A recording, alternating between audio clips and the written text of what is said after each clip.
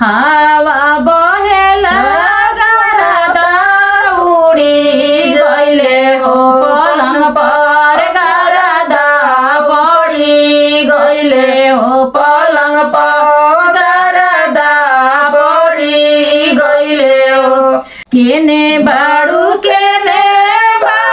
सुंदर सुबवा हो झार सुबवा पलंग के गरदा हो झार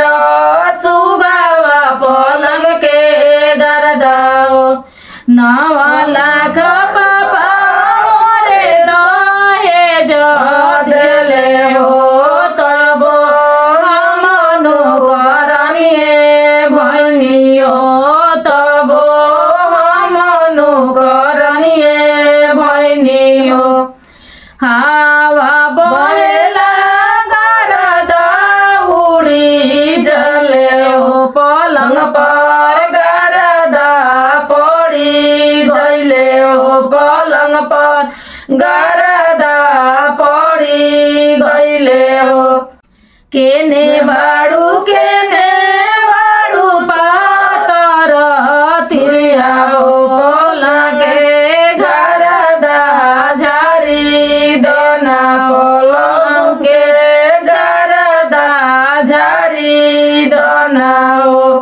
पाचही भैया बहिनिया हई हो तब हमनो करनिए बनी हो तब हमनो करनिए भैनी हो अपना ही बाबा के दुलरुई हई हो तब हमनो करनिए भैनी हो तब हमनो करनिए भैनी हो बड़ा पसर के धियवा हई हो तब हमनो करनिए भैनी हो तब हमनो करनिए भैनी हो